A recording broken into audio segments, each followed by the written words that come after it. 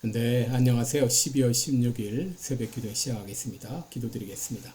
은혜로우신 우리 아버지, 어젯밤도 우리에게 평안한 잠을 주시고 또 새날을 주신 것을 감사합니다. 오늘도 하나님께 영광 돌리는 귀한 하루가 되게 주옵소서. 12월 마지막 달을 맞이했습니다. 유종의 미를 거둘 수 있도록 인도하여 주옵소서. 오늘 한날도 주님 앞에 의탁하오며 예수님의 이름으로 기도드리옵나이다. 아멘. 네, 찬송가 380장 부르겠습니다. 나의 생명 되신 주 380장입니다.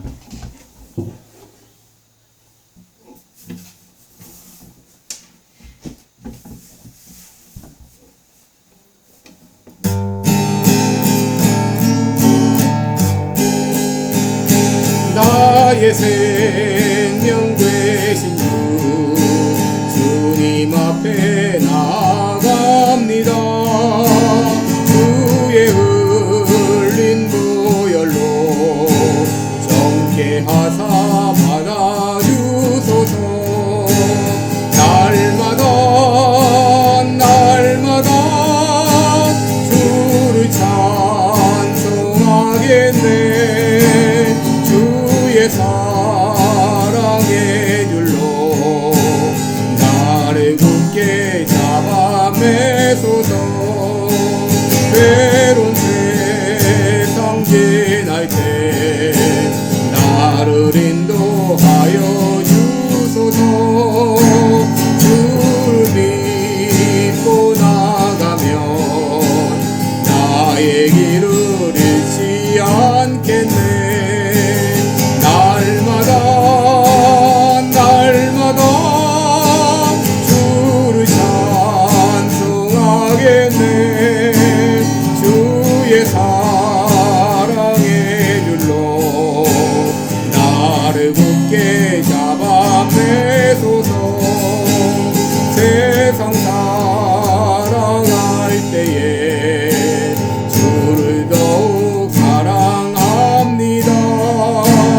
밝고 빛난 천국에 나의 영혼 들어가겠네.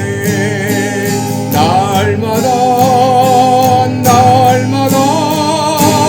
주를 찬송하겠네.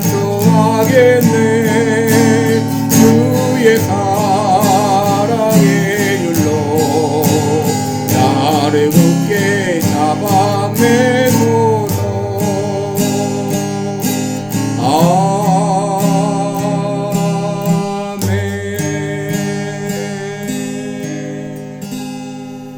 아멘.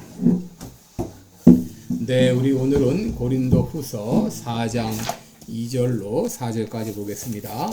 고린도후서 4장 2절로 4절까지 제가 읽어드립니다. 이에 숨은 부끄러움의 일을 버리고 교일 가운데 행하지 아니하며 하나님의 말씀을 혼잡케 아니하고 오직 진리를 나타내므로 하나님 앞에서 각 사람의 양심에 대하여 스스로 청구하노라. 만일 우리 복음이 가리웠으면 망하는 자들에게 가리운 것이라. 그 중에 이 세상 신이 믿지 않는 자들의 마음을 혼미케 하여 그리스도의 영광의 복음의 광채가 비치지 못하게 함이니 그리스도는 하나님의 형상이니라. 아멘. 네, 우리 오늘은 소명자의 자질 이런 제목으로 함께 말씀을 나누겠습니다. 어제 소명자는 낙심하지 않는다 이렇게 말씀을 드렸습니다.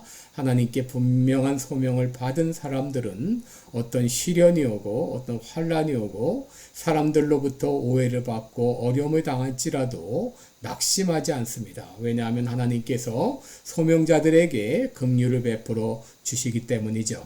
오늘은 소명자의 퀄리피케이션, 자질에 대해서 함께 말씀을 나누는데 첫째는 숨은 부끄러움의 일을 버리라 하는 것입니다. 2절에 보시면 이에 숨은 부끄러움의 일을 버리고 라고 말했죠. 여기서 말하는 숨은 부끄러움의 일이라고 하는 것은 바로 율법주의자의 그 직분을 말합니다. 그리고 버리고 라는 말은 완전히 버려서 다시 찾아올 수 없는 상태를 말합니다. 여러분, 이 복음의 일꾼이 되기 위해서는 과거의 율법주의적인 삶을 청산해야 된다고 하는 것입니다. 여러분, 율법주의적인 삶이 무엇이죠?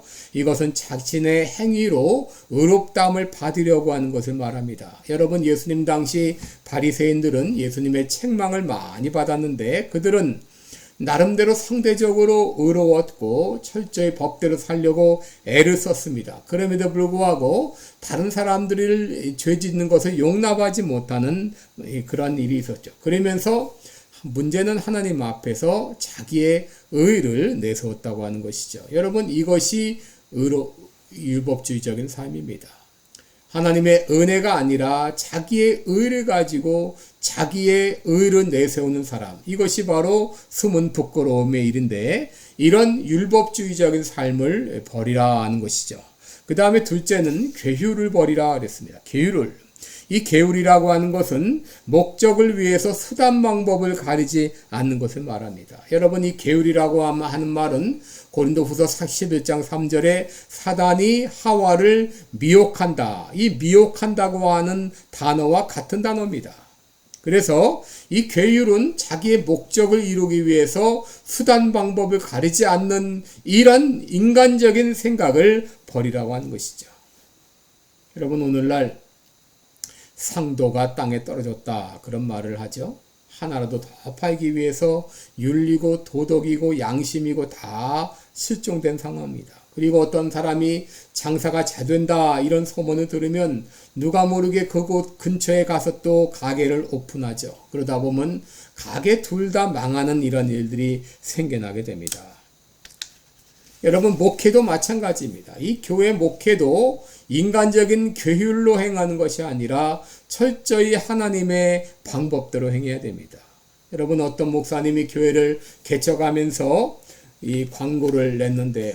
이 광고의 카피가 뭐냐? 우리 교회는 헌금에 부담을 드리지 않는 교회입니다. 이렇게 광고의 카피를 냈어요. 또 어느 교회는 지금 다니시는 교회의 실증을 느끼십니까?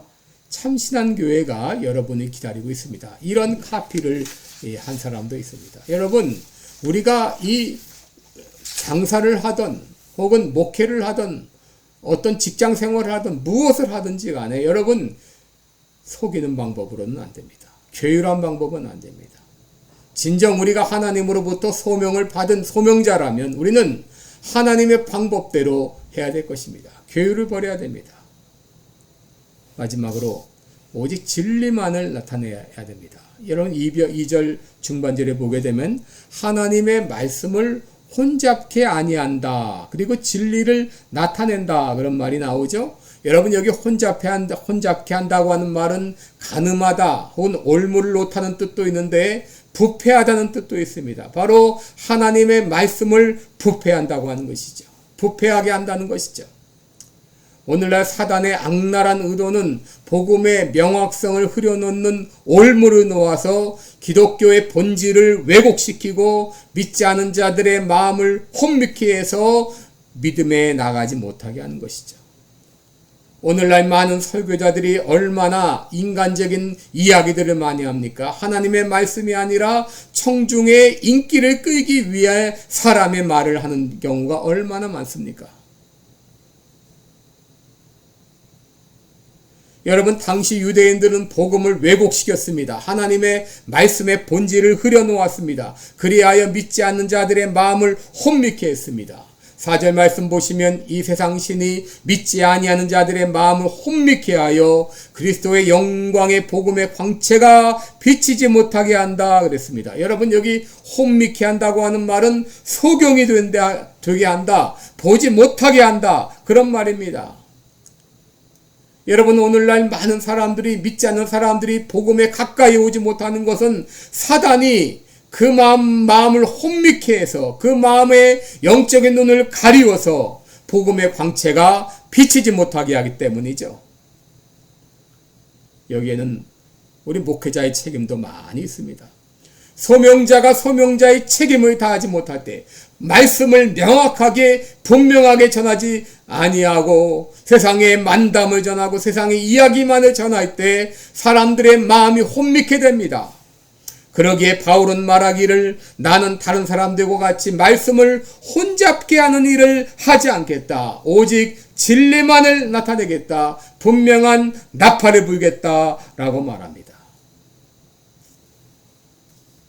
여러분, 우리 모두는 소명자입니다. 하나님께 부름을 받은 사람들입니다.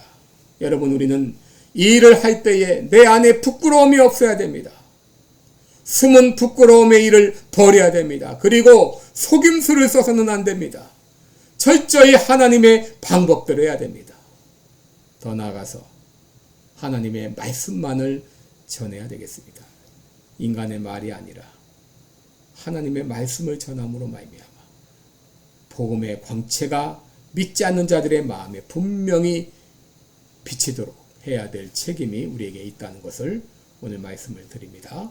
오늘 특별히 우리 주변에 있는 아직도 믿지 않는 사람들, 아직 사단이 그 마음을 혼미케 함으로 말미암아 믿음에 가지 못하는 그 사람들에게 복음의 광채가 밝히 비칠 수 있도록 기도해 주시기 바랍니다. 기도하겠습니다. 하나님 아버지, 우리들을 소명자로 불러주신 거 감사합니다. 이제 소명자의 삶을 살게 하여 주옵소서. 소명자의 자질을 갖추게 하여 주옵소서. 내 안에 숨은 부끄러움의 일이 없도록 인도해 주옵시고, 또 속임수를 다 버리게 하시고 오로지 하나님의 순전한 말씀만을 전하는 우리 모두가 되게 해 주옵소서. 감사드리며 예수님의 이름으로 기도드리옵나이다. 아멘. 네, 여러분, 오늘도 복된 하루 되시기 바랍니다. 고맙습니다.